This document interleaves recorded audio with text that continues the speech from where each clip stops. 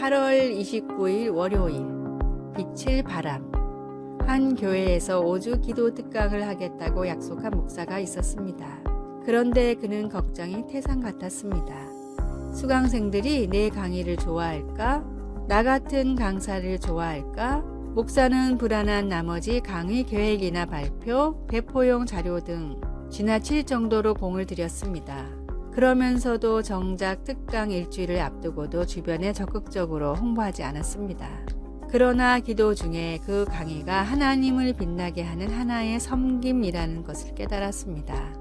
성령께서 강의를 사용해 사람들을 하나님 아버지께로 향하게 할 것이기에 공개 강연에 대한 불안감을 없앨 수 있었습니다. 산상수훈에서 예수님은 제자들에게 이렇게 가르치셨습니다. 너희는 세상의 빛이라. 산 위에 있는 동네가 숨겨지지 못할 것이요 사람이 등불을 켜서 말 아래에 두지 아니하고 등경 위에 두나니 이러므로 집안 모든 사람에게 비추느니라. 목사는 그 말씀을 읽고 마침내 소셜미디어에 특강 광고를 올렸습니다. 거의 즉각적으로 사람들이 감사와 기대를 표현하면서 등록하기 시작했습니다. 그들의 반응을 보면서 그는 이같이 너희 이 사람 앞에 비치게 하여 그들로 너희 착한 행실을 보고 하늘에 계신 너희 아버지께 영광을 돌리게 하라는 예수님의 가르침을 다시 묵상해 보았습니다. 그리고 그 가르침을 마음에 담아 기쁨으로 강의를 할 수 있었습니다. 말씀. 이같이 너희 빛이 사람 앞에 비치게 하여 그들로 너희 착한 행실을 보고 하늘에 계신 너희 아버지께 영광을 돌리게 하라. 마태복음 5장 16절. 찬송. 331장 영광을 받으신 만유의 주여. 기도. 예수님, 하나님께서 제게 주신 빛을 비추도록 능력 주셔서 사람들이 주님을 보고 주님께 영광을 돌리게 하소서. 예수님의 이름으로 기도드립니다. 아멘.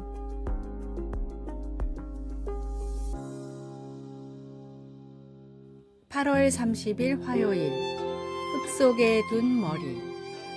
서아프리카의 부족 마찌족은 내 머리를 땅속에 심습니다 라는 독특한 표현으로 감사를 표현합니다. 마찌족은 상대방에게 예의를 갖출 때 머리를 땅에 닿게 절을 합니다. 머리를 땅속에 심는다는 표현은 그보다 더 정중하고 겸손한 극한의 표현입니다. 감사를 그렇게까지 표현해야 하나 싶기도 하지만 사회학자들의 연구에 따르면 감사는 인간 사회가 존재하기 위해 반드시 필요한 요소라고 합니다.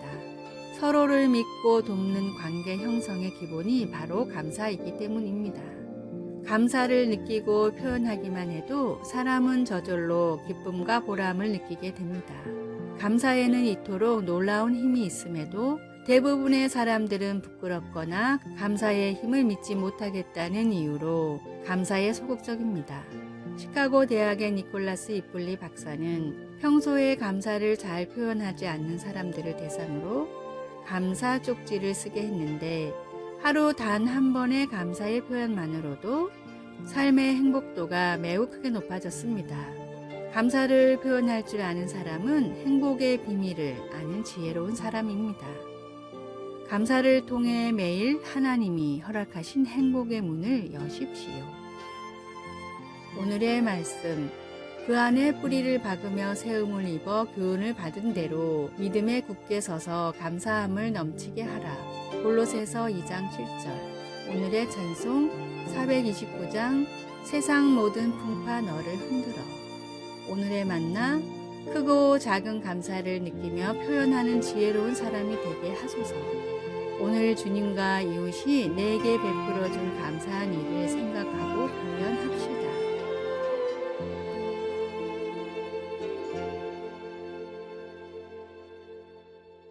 8월 31일 수요일. 예수님과의 이중주.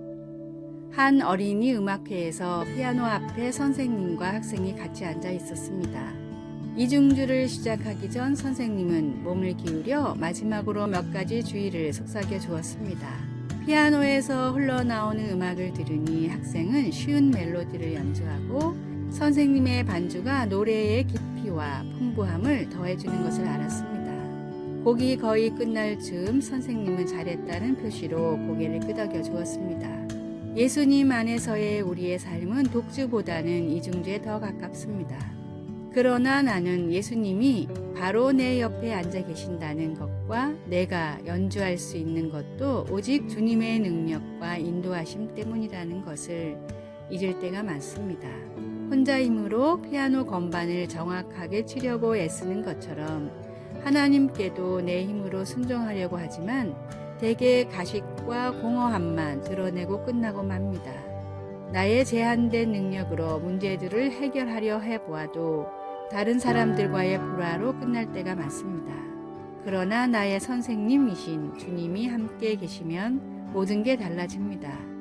나를 도우시는 예수님께 의지할 때 내 삶으로 하나님께 더 영광을 드리게 됩니다. 그리고 기쁨으로 섬기고 마음껏 사랑하며 나의 인간 관계를 축복하시는 하나님께 놀라게 됩니다.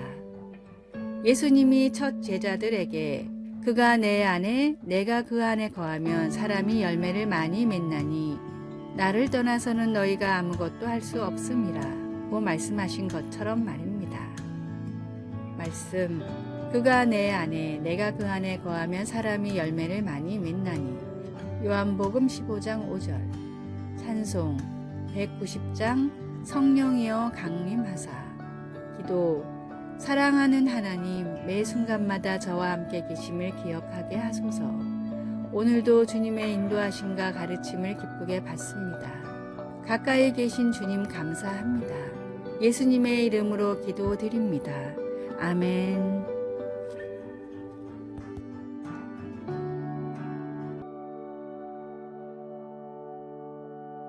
9월 1일 목요일 오렌지를 따는 일. 미국 캘리포니아주 남동쪽의 리버사이드 카운티라는 작은 도시의 중심에는 시청과 큰 공원이 있는데 그 공원에는 도시에서 가장 존경하는 세 사람의 동상이 있습니다. 첫 번째 동상은 흑인들의 인권을 위해 평생을 바쳤던 마틴 루터킹 목사님의 동상과 나에게는 꿈이 있습니다 라는 글귀가 적혀 있습니다. 두 번째 동상은 인도 독립의 영웅 간디입니다. 간디는 미국인은 아니지만 그의 생애가 영화와 책으로 미국에 많이 알려져 많은 사람들이 간디를 존경합니다. 세 번째 동상은 도산 안창호 선생입니다. 마틴 루터킹과 간디와는 달리 안창호 선생이 한 일은 그저 리버사이드 카운티의 오렌지 농장에서 일을 한 것뿐입니다. 그는 오렌지 농장에서 오렌지를 딸 때 가위질을 함부로 하여 다른 오렌지에 상처를 입혀 썩지 않게 하도록 늘 강조하고 그것이 농장에서 계속 일하며 돈을 벌어 독립운동 자금을 댈 수 있기에 정성스럽게 일을 하는 것이 곧 애국의 길이라 하였습니다. 처음에는 도산을 이해하지 못했던 한인 교포들이었지만 꾸준히 일을 마다하지 않고 솔선수범하는 도산에게 차츰 마음의 문을 열기 시작했습니다. 안창호 선생이 오고 리버사이드 카운티의 모든 한국인들의 말과 행동이 바뀌었기에 그 지도력을 인정해 지역의 유지인 오렌지 농장의 주인이 적극 추천하여 안창호 선생의 동상을 세우게 되었던 것입니다. 안창호 선생이 희망으로 사람들을 세웠듯이 목수의 아들로 가장 낮은 곳에 임하셨던 예수님도 세상의 소망이 되셨습니다. 귀한 보혈로 나에게 심겨진 예수님의 희망으로 새롭게 변화하고 또 변화하십시오. 오늘의 말씀. 너희는 세상의 소금이니 소금이 만일 그 맛을 잃으면 무엇으로 짜게 하리요.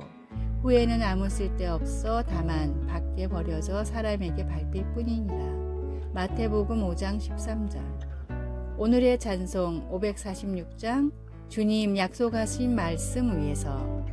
오늘의 만나 세파에 빠져 흘러가지 않고 말씀 위에 서는 믿음을 가지고 세상을 비추고 희망을 주는 참된 그리스도인이 됩시다.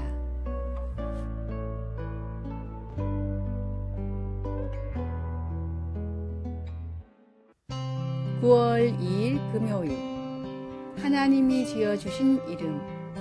살아가면서 별명을 얻어본 적이 있습니까? 학교 친구들이나 직장에서 동료들이 지어준 별명은 주로 황당했던 사건이나 재미있는 버릇 또는 좋아하는 취미를 가지고 만들게 됩니다. 그런데 별명은 성경에서도 볼 수 있습니다. 예를 들어 예수님은 야고보와 요한 사도에게 우레의 아들이라는 별명을 붙여주셨습니다. 성경에서 누군가 스스로 별명을 붙이는 것은 흔치 않은 일인데 나옴이라는 여인은 남편과 두 아들이 죽었기 때문에 사람들에게 괴로움이란 뜻의 마라로 자신을 불러달라고 했습니다. 그녀는 하나님께서 자기의 인생을 쓰라리게 하셨다고 느꼈습니다. 그러나 나오미가 자신에게 붙인 새 별명은 오래가지 않았습니다. 가족을 잃은 엄청난 충격이 그녀의 인생의 끝이 아니었기 때문입니다. 처절한 상황 가운데서도 하나님은 사랑하는 며느리 룻을 통해 그녀를 축복하셔서 결국에는 룻이 재혼하여 아들을 낳아 나오미에게 다시 가족을 이루어 주셨습니다. 우리는 과거에 경험한 어려움이나 저지른 실수 때문에 스스로를 실패자, 사랑받지 못할 자와 같은 쓰라린 별명을 붙이고 싶은 마음이 들 때도 있겠지만 그런 별명들이 우리 삶의 끝은 아닙니다. 우리는 그런 꼬리표들을 하나님께서 우리 각자에게 붙여주신 사랑한 자라는 이름으로 바꾸고 아무리 힘들 때라도 하나님의 공급하시는 손길을 찾아야 합니다. 말씀 나오미가 그들에게 이르되 나를 나오미라 부르지 말고 나를 마라라 부르라. 이는 전능자가 나를 심히 괴롭게 하셨음이니. 룻기 1장 20절. 찬송 366장 어두운 내 눈 밝히사. 기도 하나님, 제 삶의 환경이나 경험에 의해 제가 정해지는 것이 아님을 감사합니다. 저를 하나님의 자녀라고 불러주시니 감사합니다. 예수님의 이름으로 기도드립니다. 아멘. 아래의 빨간색 글자 구독을 누르시어 더 많은 전도의 열매를 맺으시기를 기도합니다.